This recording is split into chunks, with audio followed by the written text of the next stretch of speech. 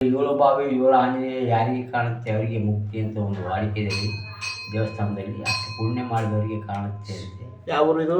ಇದು ಪುರಸರ ಏನು ಅಷ್ಟು ಪುಣ್ಯ ಮಾಡಿದವರಿಗೆ ಏಳು ಬಾವಿ ಏಳು ಆಂಜನೇಯ ಕಾಣುತ್ತೆ ಅಂತ ಒಂದು ಪ್ರತೀತಿ ಇದೆ.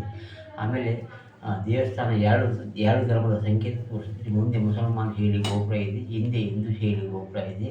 ಆಮೇಲೆ ದೇವಸ್ಥಾನದಲ್ಲಿ ಈಶ್ವರನ ಪಾಣಿ ಬಿಟ್ಟು ರೈಟ್ ಸೈಡ್ ಇದೆ ಸರ್, ಇದು ವಿಶೇಷ. ನಿಮಗೆಲ್ಲ ಲೆಫ್ಟ್ ಸೈಡ್ ಈಶ್ವರ ನೋಡಿದ್ರಿ ಸಾಕಷ್ಟು, ರೈಟ್ ಸೈಡ್ ಈಶ್ವರ ನೀವು ಎಲ್ಲಿ ನೋಡಿರ್ಲಿಕ್ಕಿಲ್ಲ, ಇದೇ ಫಸ್ಟ್ ಅನಿಸ್ತಿದ್ರಿ.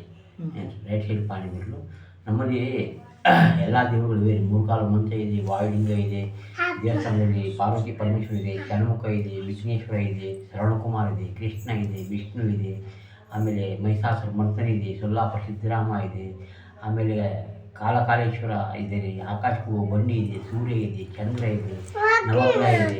ನಮ್ಮ ದೇವಸ್ಥಾನದಲ್ಲಿ ಕೆಲಸ ಮಾಡಿ ಮನೆಗೆ ಹೋಗುವಂಥದ್ನೆಲ್ಲ ಅದು ಒಂದು ಎರಡು ಓಲೆ ಆ ಓಲೆಯಲ್ಲಿ ಕೈ ಇಟ್ಬಿಟ್ರೆ ದುಡಿದಷ್ಟು ಕೂಲಿ ಕೊಟ್ಟಂಥ ದೇವಸ್ಥಾನ ನಮ್ಮದು. ದುಡಿದವರಿಗೆ ದುಡಿದಷ್ಟು ಕೂಲಿ ಕೊಟ್ಟಂಥ ದೇವಸ್ಥಾನ. ಆ ರೌಂಡ್ ಎರಡನೇ ರೌಂಡ್ನಾಗ ಐತೆ ಮೇಲ್ಗಡೆ ಇರೋದು ವಾಲಿಗೆ ಎರಡು ಓಲ್ಗೆ ಆ ಓಲಲ್ಲಿ ಕೈ ಇಟ್ಟರೆ ಅವ್ರು ಎಷ್ಟು ಕೆಲಸ ಮಾಡಿದ್ರೆ ಅಷ್ಟು ಕೂಲಿ ಕೊಟ್ಟಂಥ ದೇವಸ್ಥಾನ ನಮ್ಮದು.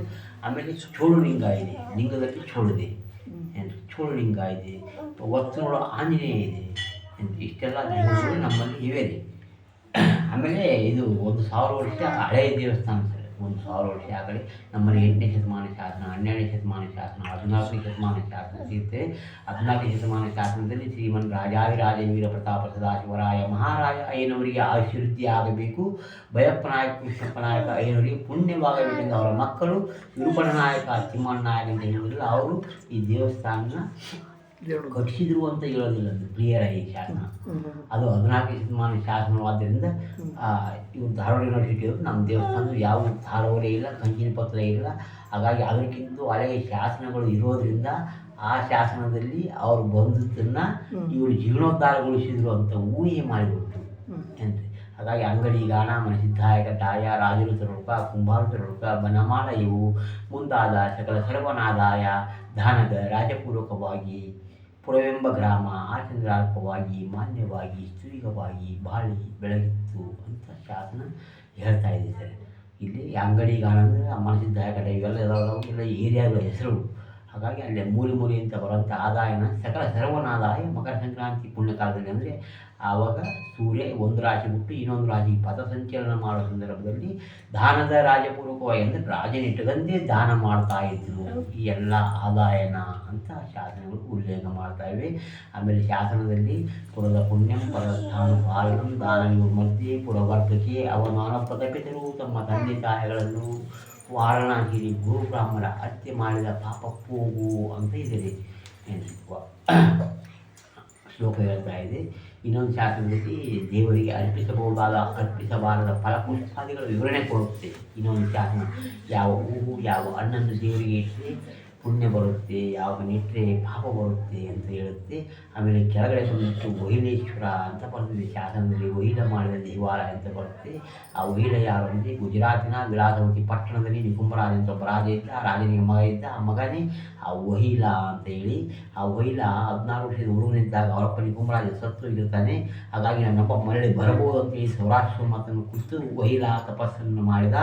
ಸೌರಾಷ್ಟ್ರ ಮತ್ತು ದರ್ಶನ ಕೊಡಲ್ಲ, ಸಶರೀರವಾಣಿಯಾಯಿತು. ಏನಾಯಿತು ಅಂದರೆ ನೀನು 12 ವರ್ಷ ಪರ್ಯಂತರ ಗುಡ್ಡಕ್ಕೆ ಹೋಗಿ ಗುಗ್ಗಳಾರತಿಯನ್ನು ತಂದು ನನ್ನ ಸೇವೆಯನ್ನು ಮಾಡಿದ್ರೆ ನಿನಗೆ ದರ್ಶನ ಕೊಡ್ತೀನಿ ಅಂತ ಹೇಳಿದ. ವಹಿಲ 12 ವರ್ಷ ಪರ್ಯಂತರ ನಿರಂತರವಾಗಿ ಗುಗ್ಗಳಾರತಿಯನ್ನು ತಂದು ಜೀವನ ಸೇವೆಯನ್ನು ಮಾಡಿದ. ಹಾಗಾಗಿ 12 ವರ್ಷ ತದನಂತರದಲ್ಲಿ ವಹಿಲನಿಗೆ ಸೌರಾಷ್ಟ್ರ ಮತ್ತು ದರ್ಶನ ಕೊಟ್ಟ. ತನ್ನ ವಿಮಾನದಲ್ಲಿ ಕೈಲಾಸಕ್ಕೆ ಕರೆದುಕೊಂಡು ಹೋದ. ಮರಳಿ ಆ ವಹಿಲನ ಭೂಮಿಗೆ ಕಳಿಸೋದ್ನಾಗ ನೀನು ಹಳ್ಳಿಗೆ ಹೋಗಿ ದೇವಲೋಹ ಮಾಡು, ಸರಿಗೆ ಕೆರೆ ಕಟ್ಟಿಸುವಂಥ ಆಜ್ಞೆ ಆಗ್ತದ. ಹಾಗಾಗಿ ವಹಿಲ ಮಾಡಿದ ದೇವಾಲಯ ಅಂತ ಈ ಶಾಸನ ಹೇಳುತ್ತೆ. ಹೊರಗಡೆ ಒಂದು ಶಾಸನ ಇದೆ, ಆ ಶಾಸನ ದಾನ ದತ್ತಿಗಳ ವಿವರಣೆ ಕೊಡುತ್ತೆ. 150 ಎಕರೆ ಜಮೀನಿತ್ತು ಅಂತ ಹೇಳುತ್ತೆ ಆ ಶಾಸನ. ಎಲ್ಲಿಂದ ಇಲ್ಲಿವರೆಗೆ ಇರ್ತಂತಂದರೆ ಕೃಷ್ಣವೇಣಿ ತುಂಗಭದ್ರಾ ಅಂತ ರಾಣಿ ಹೆಸರು ಇರುತ್ತೆ ಆ ಶಾಸನದಲ್ಲಿ. ರಾಜನ ಹೆಸರು ಓರೆಯಾಗಿ ಶಾಸನ ಕಟ್ಟಾಗಿದೆ, ರಾಜನ ಹೆಸರು ಇಲ್ಲ. ಹಾಗಾಗಿ ಕೃಷ್ಣವೇಣಿ ತುಂಗಭದ್ರಾ ಅಂತ ರಾಣಿ ಹೆಸರು ಮಾತ್ರ ಹೇಳುತ್ತೆ. 150 ಎಕರೆ ಅಂದರೆ 600 ಎಕರೆ ಜಮೀನು. 1 ಎಕರೆ 600 ಎಕರೆ ಜಮೀನಿತ್ತು. ಅದು ಎಲ್ಲಿಂದ ಇಲ್ಲಿವರೆಗೆ ಇತ್ತಂದರೆ ಹಂಪಿ ಪಂಪಾಪತಿ ನದಿ ತೀರದ ಹಿಡಿದು ಮುದಗಲ್ ವೆಂಟೆಗಳು ಅಂದರೆ ಮುದಗಲ್ ಸೀಮೆವರೆಗೂ ಇತ್ತು ಅಂತ ಹೇಳುತ್ತೆ. ಅದು ವಿವರವಾಗಿ ಹೇಳಂಗಿಲ್ಲ, ಇದೆಲ್ಲಿತ್ತು ಅಂತ ವಿವರವಾಗಿ ಹೇಳಂಗಿಲ್ಲ, ಯಾವ ಊರಾಗ ಎಷ್ಟಿತ್ತು ಅಂತ ಹೇಳಂಗಿಲ್ಲ. ಟೋಟಲ್ ಆಗಿತ್ತು, ಎಲ್ಲಿಂದ ಎಲ್ಲಿವರೆಗೆ ಇತ್ತು, ಅಲ್ಲಿಂದ ಅಲ್ಲಿವರೆಗೆ ಇತ್ತು, ಟೋಟಲ್ ಇಷ್ಟಿತ್ತು, 150 ಮಕ್ಕಳು ಇತ್ತು, ಇಷ್ಟೇ ಹೇಳುತ್ತೆ ಶಾಸನ. ಹಾಗಾಗಿ ಶಾಸನ ಆಧಾರಿತ ದೇವಾಲಯ ಇದು.